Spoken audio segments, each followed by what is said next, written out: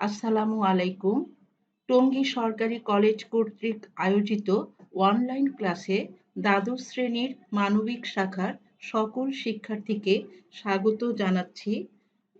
আমি শামীম আরা নাসরিন, সহযোগী অধ্যাপক ও বিভাগীয় প্রধান, ইসলামের ইতিহাস ও সংস্কৃতি বিভাগ, টঙ্গী সরকারি কলেজ, গাজীপুর। কেমন আছো তোমরা? নিশ্চয় ভালো আছো। আলহামদুলিল্লাহ, আমিও ভালো আছি। আবার তোমাদের সাথে অনলাইন ক্লাসে উপস্থিত হলাম। তোমরা চট করে খাতা কলম নিয়ে বসো। গুরুত্বপূর্ণ বিষয়গুলো লিখে নিতে পারবে।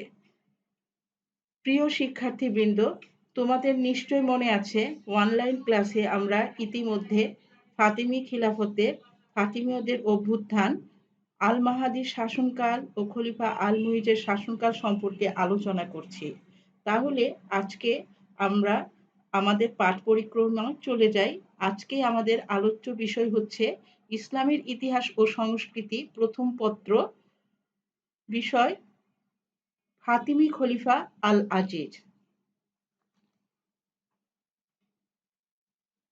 খলিফা আল আজিজ ৯৭৫ থেকে ৯৯৬ খ্রিস্টাব্দ পর্যন্ত তার শাসনকাল। আল আজিজের রাজত্বকাল মিশরের ফাতিমি খিলাফতের ইতিহাসে একটি উল্লেখযোগ্য ঘটনা। তার রাজত্বকাল ছিল ফাতিমিদের জন্য আশীর্বাদ স্বরূপ। তিনি বাগদাদের আব্বাসীয় খলিফা ও স্পেনের উমাইয়া খলিফার প্রতিদ্বন্দ্বী ছিলেন। তার শাসনামলে ফাতিমি খিলাফত শক্তি ও গৌরবের উচ্চ শিখরে আরোহণ করেছিল। খলিফা আল আজিজের পরিচয় ও সিংহাসন আরোহণ। আল আজিজ ৩৪৪ হিজরি ৯৫৫ খ্রিস্টাব্দে জন্মগ্রহণ করেন। তিনি ছিলেন ফাতিমি খলিফা আল মুইজের পুত্র। পিতার মৃত্যুর পর মাত্র ২৪ বছর বয়সে ৯৭৫ খ্রিস্টাব্দে পঞ্চম ফাতিমি খলিফা হিসাবে তিনি মিশরের সিংহাসনে আরোহণ করেন। খলিফা আল আজিজের শাসনামলে তুর্কি নেতা হাপ্তাকিনের সাথে দ্বন্দ্ব দেখা দেয়। খলিফা আল মুইজের শাসনামলে সিরিয়ায় ফাতিমি শাসন সুদৃঢ় হয়নি। ফলে আল আজিজকে সিংহাসনে আরোহণ করে সিরিয়ার সমস্যার সম্মুখীন হতে হয়। এই সময় বিদ্রোহী কার্মিথিয়ানরা তুর্কি নেতা হাপ্তাকিনের সঙ্গে সংঘবদ্ধ হয়ে দামেস্ক হতে ফাতিমীয় শাসনকর্তাকে বিতাড়িত করে। তুর্কি নেতা হাপ্তাকিন বাগদাদের আব্বাসীয় খলিফার অনুগত ছিলেন এবং বুয়াইদ আমির আজুদুল্লাহর সময় আব্বাসীয় খলিফার তুর্কি বাহিনীর প্রধান পদে উন্নীত হন। উচ্চাভিলাষী হাপ্তাকিন বারবার ও কার্মিথিয়ানদের সহায়তায় সিরিয়ার ফাতিমীয় প্রতিনিধি ইবনে জাফরকে পরাজিত করে দামেস্ক দখল করেন।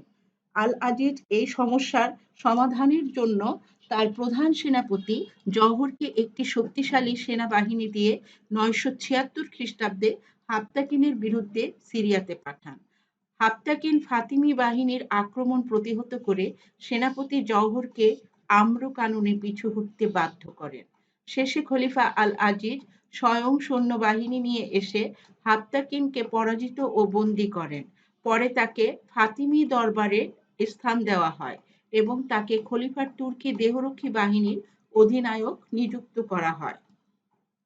এদিকে আল আজিজের রাজত্বকালে বার্বারদের অসন্তোষ অব্যাহত থাকে। চঞ্চলমতি বার্বারদের উপর খলিফার কোনো আস্থাই ছিল না। তুর্কি বাহিনী দ্বারা তিনি বার্বারদের দমন করলেও তুর্কি বাহিনী পরাজিত পরবর্তীতে ফাতিমীয় বংশপতনে বিশেষ ভূমিকা রাখে। খলিফা আল আজিজের সাম্রাজ্য বিস্তারে ভূমিকাও রয়েছে। তার রাজত্বকালে সমগ্র সিরিয়া ও মেসোপটেমিয়ার কিয়দংশ ফাতিমীয় সাম্রাজ্যভুক্ত হয়।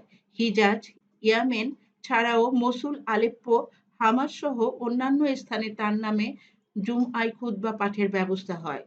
এ সময় ফাতিমীয় সাম্রাজ্য ফোরাত নদীর সীমা হতে আটলান্টিকের তীর পর্যন্ত বিস্তৃত ছিল। কৃতিত্ব বিচার। খলিফা আল আজিজ ছিলেন একজন দক্ষ শাসক। তিনি জাতি, ধর্ম, বর্ণ নির্বিশেষে লোকদেরকে রাজকার্যে নিয়োগ দান করে যোগ্যতার সাথে শাসনকার্য পরিচালনা করেন। খলিফা আল-আজিজ গুরুত্বপূর্ণ ভূমিকা পালন করে রাজস্ব সংস্কারের ক্ষেত্রেও। তার ইহুদি মন্ত্রী ইয়াকুব বিন কিল্লিস মিশরের রাজস্ব ব্যবস্থার আমূল পরিবর্তন সাধন করে রাজকোষের আয় বৃদ্ধি করেন। তিনি সকল কর্মচারীর বেতন নিয়মিত এবং নির্দিষ্ট করে দেন। তিনি কঠোর হাতে ঘুষ গ্রহণ ও প্রদান বন্ধ করেন। খলিফা আল-আজিজ তুর্কি দেহরক্ষী বাহিনী গঠন করেন। তিনি নৌপথকে উন্নত করেন, নতুন ইউনিট, দুর্গ এবং জাহাজ ও পোতাশ্রয় নির্মাণ করেন। তিনি নৌবাহিনীর জন্য ঈসা বিন নেস্তোরিয়াসের সহায়তায় ৩ মাসে ৬টি নতুন রণতরী তৈরি করেন। বিচার বিভাগের ক্ষেত্র খলিফা আল-আজিজ যোগ্যতার পরিচয় দেন। তার সময়ে ফাতিমীয়দের ইতিহাস প্রণেতা, ধর্মীয় কানুন ও বিচার ব্যবস্থা সংকলক কাদিন নুমানের পরিবার বিচার ও দাওয়া বিভাগ নিয়ন্ত্রণ করতেন। নুমানের মৃত্যুর পর তার পুত্র আলী বিন নুমান কাজীর পদ অলঙ্কৃত করেন। জনগণ ন্যায় বিচার পেত, ধনী গরিব সবার জন্য সমান বিচার ছিল। কূটনৈতিক সম্পর্কে খলিফা আল-আজিজের ভূমিকা অনস্বীকার্য। তিনি মনে মনে আশা পোষণ করতেন যে আব্বাসীয় খলিফাকে বন্দী করে বাগদাদ থেকে কায়রোতে নিয়ে আসবেন। এ লক্ষ্যে তিনি বুয়াইয়া আমির আজিজ উদ্দৌলার সাথে কূটনৈতিক সম্পর্ক স্থাপন করেন। এজন্য তিনি ২০ লাখ দিনার খরচ করে কায়রোতে একটি বন্দিশালা গড়ে তোলেন। তিনি স্পেন জয়ের আশাও করতেন। এজন্য তিনি কর্ডোবার খলিফাকে পত্র লিখলেন, আমি অবিলম্বে স্পেন দখল অভিযান শুরু করব। কর্ডোবার উমাইয়া খলিফা জবাবে লিখলেন, আমাদের পক্ষে পূর্বে জানানো সম্ভব হয়নি বলে প্রস্তাবটি উপহাসের যোগ্য, কেননা তা আমাদেরই শুনতে হলো। যদি আর কখনো শুনতে হয় তবে আমরা অবশ্যই প্রত্যুত্তর দিব। এরপর খলিফা স্পেন জয়ের আশা ত্যাগ করেন। খলিফা আল-আজিজ পরধর্মে সহিষ্ণু ছিলেন। তিনি একজন খ্রিস্টান মহিলাকে বিয়ে করেন এবং তার প্রধানমন্ত্রী ছিলেন ইসলামে দীক্ষিত ইয়াকুব ইবনে কিল্লিস নামে এক ইহুদি। কিল্লিসের মৃত্যুর পর ঈসা বিন নাস্তুর নামে একজন খ্রিস্টান মন্ত্রিত্ব লাভ করেন। আল-আজিজের সময় ভূমধ্য সাগর ও লোহিত সাগরে ফাতিমীয় আধিপত্য প্রতিষ্ঠার ফলে ব্যবসা বাণিজ্যের সম্প্রসারণ ঘটে। এ সময় লোহিত সাগরের বাণিজ্য পথের উপর তাদের অবস্থান কেন্দ্রীভূত হতে থাকে এবং আব্বাসীয়দের সাথে প্রতিদ্বন্দ্বিতা থাকায় প্রাচ্য অঞ্চলে ব্যবসা বাণিজ্যে ফাতিমীয় প্রাধান্য অনুসৃত হয়। জাঁকজমক, ঐশ্বর্য ও জাঁকজমক। খলিফা আল-আজিজ জাঁকজমকের সাথে বাস করতে ভালোবাসতেন। জাঁকজমকের দিক দিয়ে তিনি তার পূর্ববর্তী সকল ফাতিমি খলিফাদের ছাড়িয়ে যান। তিনি দরবারে পারসিক ফ্যাশন অনুসরণ করেন এবং তার আমির উমরাও পারসিক প্রভাবে প্রভাবান্বিত হন। একবার তিনি ১২,০০০ পাউন্ড মূল্যে একখানা মশারি বা পর্দা ক্রয় করেন। তিনি সর্বদা অতি আশ্চর্য জীবজন্তু, বিরল মণিমুক্তা ও হীরক খণ্ড সংগ্রহ করতে উৎসাহী ছিলেন। তার মতো তার মন্ত্রী ও উজিররাও জাঁকজমক পছন্দ করতেন। ইবনে কিল্লিস বেতন পেতেন ১,০০,০০০ দিনার। ৯৯১ খ্রিস্টাব্দে যখন ইবনে কিল্লিস মৃত্যুবরণ করেন তখন তিনি এক বিশাল সম্পত্তি রেখে যান। তার মৃত্যুতে খলিফা অত্যন্ত ব্যথিত হয়ে পড়েন। তিনি ৩ দিন ধরে কাউকে দেখা দেননি। ১৮ দিন সরকারি কাজকর্ম বন্ধ ছিল।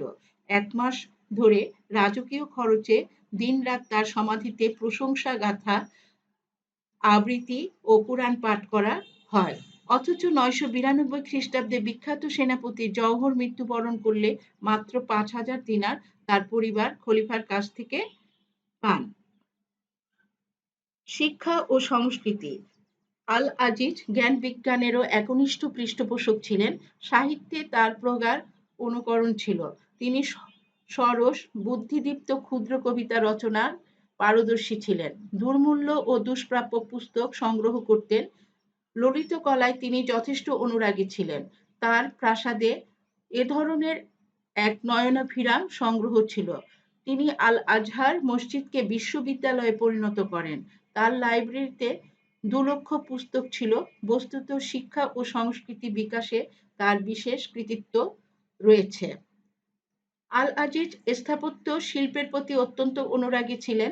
তিনি খিলাফতের সর্বত্র মসজিদ, মাদ্রাসা, সরাইখানা, সেতু, রাস্তা প্রভৃতি নির্মাণ করেন।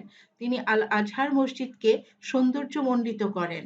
তিনি মসজিদের জামির নির্মাণ কাজ আরম্ভ করেন, যা খলিফা আল হাকিমের সময় শেষ হয়। স্বর্ণ প্রাসাদ ও আসামস প্রাসাদ তার উল্লেখযোগ্য কীর্তি।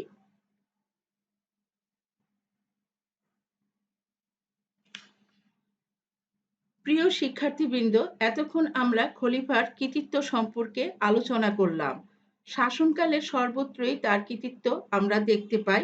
এরপর খলিফা আল আজিজ 996 খ্রিস্টাব্দে 386 হিজরি সিরিয়াতে গমন করেন। সেখানে তিনি প্রচণ্ড অসুস্থ হয়ে পড়েন।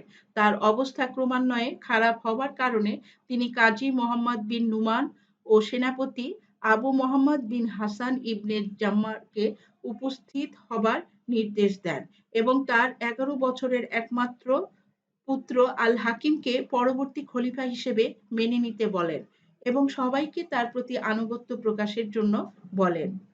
অতঃপর দীর্ঘ 21 বছর রাজত্ব করার পর খলিফা আল আজিজ 996 খ্রিস্টাব্দে মাত্র 42 বছর বয়সে মৃত্যুবরণ করেন। আল আজিজ অত্যন্ত উন্নত চরিত্রের অধিকারী ছিলেন।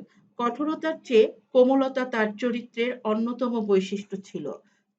এর প্রমাণ আমরা পাই বিদ্রোহী নেতা হাফতাকিনকে কোনো প্রকার শাস্তি না দিয়ে তিনি বরং তাকে তার তুর্কি বাহিনীর প্রধান করেন। এতে করে তার চরিত্রের মহত্বের দিকটি ফুটে ওঠে। তিনি ইহুদি ও খ্রিস্টানদের সাথেও সদয় আচরণ করেন। তিনি এক খ্রিস্টান মহিলাকে বিয়ে করে ধর্মনিরপেক্ষতার এক অপূর্ব নিদর্শন রেখে যান। ঐতিহাসিক রেনপুল বলেন, বিশাল হৃদয়, সাহসী, কমনীয়, লোহিত কেশধারী নীলচক্ষু বিশিষ্ট ব্যক্তিত্বের, আরবদের ভীতির সঞ্চারক দক্ষ শিকারী, অকুতোভয় সেনাপতি, সমঝোতায় বিশ্বাসী, শাস্তিদানের ক্ষমতা থাকলেও ক্ষমাকারী এবং রক্তপাত এড়িয়ে শান্তি প্রতিষ্ঠাকামী ছিলেন আল আজিজ।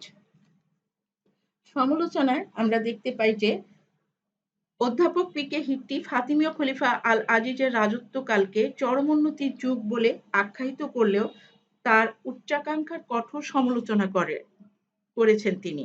তিনি বাগদাদ জয় করে প্রতিদ্বন্দ্বী আব্বাসীয় খলিফাকে বন্দী করে রাখার জন্য কায়রোতে 2 মিলিয়ন দিনার ব্যয়ে একটি অনুপম রাজপ্রাসাদ নির্মাণ করেন। অনুরূপভাবে তিনি স্পেন জয়েরও আশা পোষণ করেছিলেন, কিন্তু এক্ষেত্রে কড়া পত্র বিনিময় ছাড়া ভিন্ন ফল ফলেনি। আবার বার্বারদের স্থলে রোমের প্রেটোরিয়ান গার্ড ও তুরস্কের জেনিসারি বাহিনীর অনুকরণে দাইলামি, তুর্কি ও নিগ্রোদের সমন্বয়ে দেওরকি বাহিনী গঠনে তার নীতিও পরিণামে ফাতিমি খিলাফতের অস্তিত্বের প্রশ্ন সুখকর হয়নি। ত্রুটি বিচ্যুতি ঘাত প্রতিঘাত যাই থাকুক না কেন, খলিফা আল আজিজের রাজত্বকাল ফাতিমি খিলাফতের ইতিহাসে অন্যতম গৌরবময় যুগ ছিল। তার রাজত্বকালের শান শওকত, শান্তি শৃঙ্খলা, সাংস্কৃতিক বিকাশের কথা বিবেচনা করলে প্রশ্নাতীতভাবে একে ফাতিমি খিলাফতের সর্বাপেক্ষা গৌরবোজ্জ্বল যুগ হিসেবে অভিহিত করা যায়। প্রিয় শিক্ষার্থীবৃন্দ, আমরা পাঠের শেষ পর্যায়ে চলে আসছি। এখন আমি তোমাদেরকে একটি উপদেশ দিব। আমরা যে অনলাইনে ক্লাসগুলো নেই, তোমরা সেগুলো মনোযোগের সাথে শুনবে এবং বাসায় পড়াশোনা পরিচর্যা করবে। কারণ কলেজ খোলার পর তোমাদের পরীক্ষা হবে। তো পরীক্ষার জন্য তোমাদের প্রস্তুতির অনেক সময় রয়ে গেছে। তোমরা এই যে অনলাইন ক্লাস করছো, বাড়িতে বই খাতা রয়েছে, তোমরা অবশ্যই পড়াশোনা চালিয়ে যাবে। তো আজ এখানেই আমাদের পাঠের সমাপ্তি। সবাই ভালো থাকো, সুস্থ থাকো, নিরাপদে থাকো। আল্লাহ হাফেজ।